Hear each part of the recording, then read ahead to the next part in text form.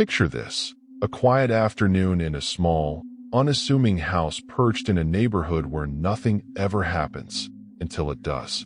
The kind of place where the biggest drama is a late mail delivery or a neighbor's dog barking too loud. That was my life, cozy and predictable, until a shadow crept into the frame, turning my safe little bubble into a stage for something unsettling. It started with a glance out my window, a fleeting moment that spiraled into nights of dread. If you've ever felt eyes on you when no one should be watching, stick around. This one's for you. I've always liked my little house. It's modest, tucked into a decent neighborhood where folks wave hello and the trees rustle just enough to feel peaceful. I work from home, which suits me fine. No commute, no office chatter, just me and my upstairs setup. My office is a cramped nook with a desk shoved against a window that overlooks the front yard. I love cracking it open for a breeze or soaking in the view when the weather's kind. Last fall, as the leaves started turning, I had that window wide open every day, letting the crisp air mix with the hum of my laptop. It was a Tuesday, I think. Nothing special, just another workday ticking along. Around noon, I was hunched over my keyboard, half lost in spreadsheets, when something snagged my attention outside. Down at the end of my driveway stood a man, not passing by, not fumbling with his phone or a shoelace, just standing there, staring up at my house. He was too far to make out his face, but close enough that his stillness prickled my skin. I froze, wondering if he could see me framed in the window. After maybe 10 seconds of me gawking, he turned and walked off, casual as anything. Weird, sure, but I shrugged it off. People wander into odd spots sometimes. I went back to work, sneaking a peek outside every so often, but the driveway stayed empty. By the end of the day, I'd mostly forgotten him. Wednesday rolled in, same routine. I was swamped, back-to-back video calls with my team, juggling deadlines, barely keeping my head above water. During one of those meetings, I zoned out, my eyes drifting to the window. There he was again. Same spot, same posture, gazing up at my house like it held some secret he needed to crack. This time, it hit different. Creepy didn't even cover it. Why was he back? My stomach twisted as I stared, long enough that my coworker Jen piped up. "Hey, Sarah, you okay? You look spooked." I mumbled something about a weird glare on my screen and forced my focus back to the call, but I couldn't stop glancing over. He lingered for a minute, maybe two, then vanished again. No wave, no sign, just gone. The rest of the day dragged like wet cement. My mind kept replaying that figure, stuck on why he'd returned. After signing off, I grabbed my jacket and headed outside, determined to find some explanation. I paced the driveway, scanning for anything, a lost item, a mark, a reason. Nothing, just cracked pavement and a clear shot straight up to my office window. If I could see him, he could damn well see me. That thought lodged in my chest like a stone. Back inside, I cooked dinner on autopilot, pasta, I think, and called my brother, Mike, to unload the story. "That's freaky," he said, chewing on something loud enough to crackle through the phone. "Probably just some weirdo passing through. Don't sweat it." His nonchalance helped a little, and after we hung up, I flopped on the couch with some mindless TV. The volume was low, my eyelids drooping, when around 9 p.m., I heard it. Faint footsteps crunching outside. My body snapped awake, every nerve buzzing. The sound moved closer, paused at my front door, then retreated. I bolted up, heart hammering, and crept to the peephole. A blurry shape was fading into the street, too dark to tell much. I flung the door open, half expecting nothing, but there it was, a note taped to the wood. Scrawled in shaky handwriting, it read, "Sarah, open the door." My name, my actual name. Panic clawed up my throat. Who the hell knew me? And what did that even mean? He hadn't knocked, hadn't waited. I wouldn't have answered anyway, but the nerve of it shook me. I dialed the cops, my hands trembling as I explained everything. The guy, the staring, the note. 2 officers showed up, polite but clipped, jotting it all down in their little pads. Not much we can do without more, one said, adjusting his belt. Call us if he comes back. They left, and I was alone again. The note crumpled on my counter like a taunt. Sleep didn't come easy that night. I lay in bed, eyes on the ceiling, replaying every second, wondering who he was and why me. Then, just before 2 a.m., it happened. A knock, sharp and deliberate, cut through the silence. My whole body locked up. The house felt like a tomb, amplifying every sound. Another knock, same rhythm, same weight. I grabbed my phone, fumbling with 911, whispering to the operator as the knocks kept coming, steady, unhurried, relentless. Police are 2 minutes out, she said, her voice a lifeline. The knocking paused, 15 seconds, 30, a full minute. When the squad car's lights flashed through my blinds, it stopped. The officers found nothing. No man, no footprints, just my frayed nerves and a story they couldn't solve. We'll have a patrol swing by for a couple weeks, one promised, more serious this time. They drove off, and I sat there, hugging my knees, waiting for dawn. Those weeks passed, and he never showed again. At least, not that I saw. The patrol car rolled by sometimes, its headlights slicing through the dark, but the man was a ghost. Months later, I'm still here, still working by that window, though I keep the blinds down now. The note's long gone, tossed in a drawer I never open, but its words echo. Sarah, open the door. I don't know who he was, what he wanted, or if he's really gone. Every creak in the house, every shadow on the street. It's him until it isn't. And then there's the news, the massive data breach that hit not long ago. 2.7 billion people's info snatched up, names and addresses floating out there for anyone to grab. It makes me wonder if that's how he got mine. I signed up for Aura after that, a service that scrubs your data from the web and keeps watch. They found my name scattered across sketchy sites and wiped it clean in minutes. Now, they ping me if anything pops up. It's not a cure for the fear, but it's something, peace of mind in a world where strangers can know too much. If you're spooked about your own info being out there, check out aura.com/whispered. It's a free trial, and trust me, it's worth it. Because once someone's standing at your door with your name on their lips, you realize how exposed you really are.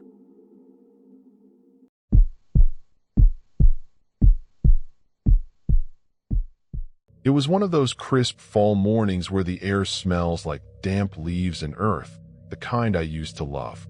I was a freshman in high school back then, living in a sleepy little town that felt stuck in time. Houses sprawled out with plenty of breathing room, and the woods wrapped around everything like a thick, green blanket.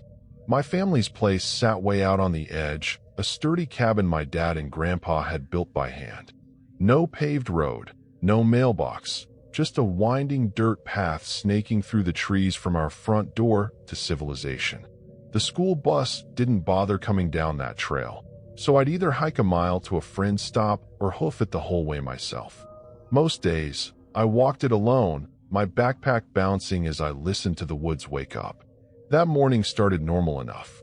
I slung my bag over my shoulder, waved bye to Mom through the kitchen window, and set off down the path. The birds were chattering, the sunlight flickering through the branches. It was peaceful, routine. About halfway to school, though, I spotted something that didn't fit. A car, beat up and gray, squatted right in the middle of the trail. It wasn't ours, wasn't my friend's folks, wasn't anyone I knew. That path only led to our house. Nobody had business parking there unless they were lost or up to something. My steps slowed, a knot tightening in my gut. Inside the car sat a woman, her face pale under a mess of dark, tangled hair. She looked older, maybe late 30s, maybe more, with shadows pooling under her eyes like she hadn't slept in days. Her head turned just enough to catch me in her gaze, and I dropped mine to the ground, pretending I hadn't noticed. I picked up my pace, brushing past the car as quick as I could without running. I felt her staring, though, those tired eyes boring into my back. My heart thudded louder than my footsteps, but I kept going, telling myself it was nothing. By the time I got to school, I'd almost shaken it off.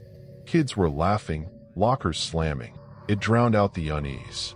That night at dinner, I brought it up to my parents, casual-like, over a plate of meatloaf. "Hey, some lady was parked on the trail this morning. You know her?" Mom's fork paused midair, and Dad's jaw tightened. They swapped a look I couldn't read. Then Mom said, "Probably just someone who took a wrong turn, Jake. Don't worry about it." But their faces didn't match the words. Worry creased their brows, and Dad's knuckles whitened around his glass. The next week, they insisted on driving me to school. It was strange. Both of them worked early shifts at the mill, starting at 6 a.m. sharp, but every day they called in late just to drop me off. I didn't argue. I was 14, old enough to roll my eyes, but young enough to trust they knew best. We never saw that car on those drives, and I started thinking maybe they'd overreacted. By the following Monday, I convinced them I'd be fine walking again. "It's been a week," I said, slinging my bag on. "She's gone." They relented, though Mom hugged me a little too tight before I left. The woods were quiet that day, the kind of stillness that presses in on you. I was humming some dumb song from the radio, my sneakers kicking up dust, when I rounded a bend and stopped dead. There it was, the same gray car, parked in the same damn spot. She was inside again, slouched behind the wheel, watching me. My breath caught, a cold sweat prickling my neck. Once was weird. Twice? That was no accident. I hesitated, then veered off the trail, cutting into the trees instead of walking past her. The woods were thick, branches snagged my jacket, roots tripped me up, but I figured I'd loop around her and keep going. Then I heard it, the engine rumbling to life. Tires crunched over dirt as she rolled closer, shadowing my path. My chest tightened. I kept moving, faster now, pretending I didn't notice.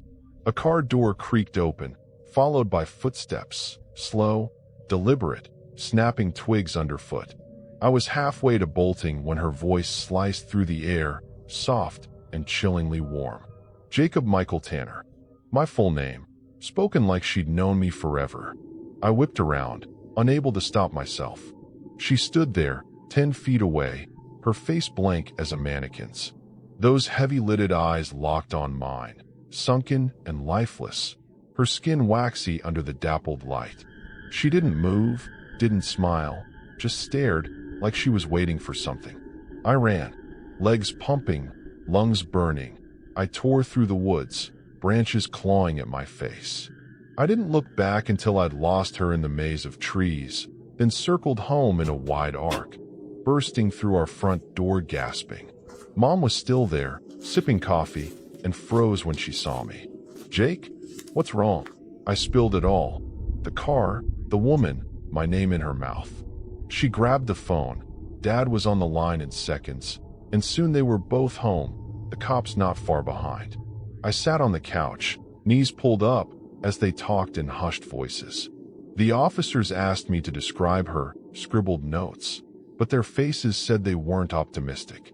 Then came the part one didn't expect. After the cops left, Dad sat me down, his hands clasped tight. "That woman," he said, voice low, "she's someone I used to know. My ex-wife, from years back, before you were born." My jaw dropped. He went on, explaining how she'd always been unstable, prone to fixations that turned dark. She'd been in and out of trouble, he said, but he hadn't heard from her in nearly 20 years. When I'd mentioned the car that first night, they'd suspected it was her, reported it to the police, even. But the cops had checked on her and found her fine, living a few towns over. Fine didn't explain this. Dad figured she'd been watching us that whole week, timing it so she'd catch me alone when they left for work. "Why me?" I asked, voice cracking. Dad shook his head, eyes haunted. "I don't know, Jake. She's not right in the head. Never was." Mom squeezed my shoulder, but it didn't stop the shiver running through me. The police tracked her down again after that, found the car registered to her name, but she claimed she'd just been driving around. No proof, no arrest. They told us to call if she showed up again, but she didn't. Not that I saw, anyway. We moved a year later, closer to town, and I never walked that trail again. Even now, I wonder what she wanted. To talk? To take me? To hurt me just to get a dad? I'll never know, and that's the worst part. It's been years, but those woods still creep into my dreams. Her voice whispering my name through the trees. And with that data breach last month, 2.7 billion people's info snatched up, I can't help thinking about how easy it'd be for someone like her to find me again. That's why I use Aura now.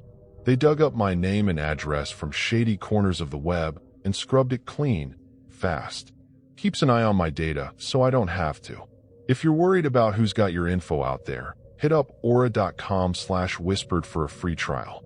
It's not just peace of mind, it's a shield. Because once someone's calling your name in the dark, you don't take chances.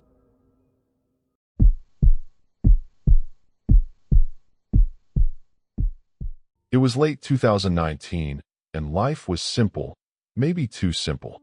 I was 23, living solo in a shoebox apartment on the edge of town, working closing shifts at a grocery store a few blocks away.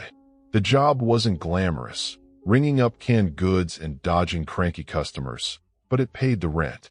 My place was basic, one bedroom, a tiny kitchen, and a living room just big enough for a couch and a TV I rarely watched. Nights were quiet, the kind of quiet that wraps around you after a long shift. I liked it that way, until the night it all flipped upside down. We had our regulars at the store, faces you'd clock like a schedule. There was the old guy with the suspenders who always bought oatmeal, the mom with the screaming toddler, and then him, the latecomer. He'd roll in 10 minutes before close a couple times a week, grabbing random stuff. A soda, a bag of chips, maybe a frozen pizza. Tall, lanky, with a face that looked perpetually exhausted, dark circles under his eyes, hair a greasy mop. He never said much, just handed over cash and shuffled out. I'd nod, scan his items, and that was it. The other cashiers called him creepy last-minute guy, but I didn't think much of it. People are weird sometimes. That night was typical, another closing shift winding down. He came in at 9:50 p.m., right on cue, snagged a couple things, and paid without a word. I locked the register at 10 o'clock sharp, swept the aisles, and clocked out by 10:15. Stepping into the parking lot, I tugged my jacket tighter against the October chill. That's when I saw him, standing by his car, a rusty sedan parked crooked across two spaces. Hands at his sides, he wasn't moving, just staring at the store's flickering neon sign. I hesitated, keys jingling in my hand, then brushed it off. Maybe he was waiting for someone. I got in my car and drove home, the image fading with the streetlights. I had the next day off, so I stayed up late, scrolling my phone, watching dumb videos, the usual. Around 1 a.m., I crawled into bed, the mattress creaking under me. Barely settled, a glare sliced through my blinds, bright, harsh, like headlights swinging into the driveway. I squinted, figuring it was a neighbor pulling in late. The light flicked off a second later, and I let it go, drifting off fast. Sleep hit hard, deep and dream-heavy, until something yanked me out of it. A faint ringing, sharp and insistent. Groggy, I fumbled for my phone on the nightstand. The screen was dark, no calls, no notifications. I rubbed my eyes, confused, the sound still echoing in my head. Had I imagined it? Then I saw it. My bedroom door, always shut tight when I slept, was ajar, just a sliver, not even enough to spill light from the hall. My pulse kicked up. I'm obsessive about that door. It's a habit from living alone. I slid out of bed, barefoot on the cold floor, and pushed it closed. It clicked into place smooth as ever. No sticking, no excuse. My stomach churned.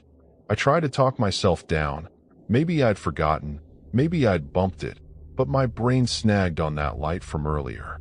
I crept to the window, peeling back the blinds. A car sat in my driveway, half hidden by the angle, its rear end glinting under the street lamp. Not my car. Not anyone I knew. Panic clawed at me. Who was here? And why? I flicked on the bedroom light, my shadow jumping against the wall, and stood there, frozen. Call the cops? Run? Hide? My phone was still on the nightstand, but before I could move, something shifted, a glint in the corner of my eye. The closet door, cracked open an inch, caught the light. And there, staring back through the gap, was an eye, wide, unblinking, human. A gasp ripped out of me, my body jerking like I'd been shocked. I spun and bolted, bare feet slapping the floor, out the front door and into the night. The air bit at my skin as I pounded on my neighbor's door. Mr. Harris, a gruff retiree who grumbled but always answered. It took forever, maybe 15 minutes, before he cracked it open, bleary-eyed. "Lila, what the hell?" he started, but I cut him off, babbling about the car, the eye, someone in my house. He called 911 while I shivered on his porch, the adrenaline souring into nausea. When the cops rolled up, the car was still there, empty, parked crooked like it had been abandoned. They swept my apartment, guns drawn, but found nothing. No one in the closet, no footprints, just my door still swinging open like a taunt. It didn't take long to trace the car. Plates led straight to him, the latecomer from the store. My stomach dropped when they showed me his mugshot, that tired face staring back. His name was Daniel something. I didn't catch the rest, didn't want to. They picked him up a few hours later, still in town, still acting like nothing was wrong. His story? Mumbled nonsense about watching out for me, like some twisted guardian angel. The cops said he'd been casing me for weeks, showing up late, memorizing my shifts, following me home that night. That ringing I'd heard? His phone, buzzing in the closet, silenced just as I woke up. If it hadn't gone off, I might not have noticed him. I might not be here. They charged him with trespassing, stalking, the works, but it didn't erase the what-ifs. What if I hadn't run? What if he'd stayed quiet? I moved after that. New apartment, new job, new locks, but the feeling lingered. Every creak, every shadow, it's him until it isn't. I started sleeping with the lights on, checking the closet twice before bed. And then that data breach hit. 2.7 billion people's info snatched up, floating out there for anyone to grab. It made me realize how easy it had been for him to find me, how exposed I was. That's when I got Aura, signed up, and within minutes, they'd sniffed out my name and address on sketchy sites, data brokers, dark web corners, and wiped it clean. Now they watch my info 24/7, ping me if anything pops up. It's not a fix for the nightmares, but it's armor against the next Daniel. If you're wondering who's got your details out there, check out aura.com/whispered. Free trial. No hassle, just a way to claw back some control. Because once someone's hiding in your dark, watching you sleep, you don't mess around.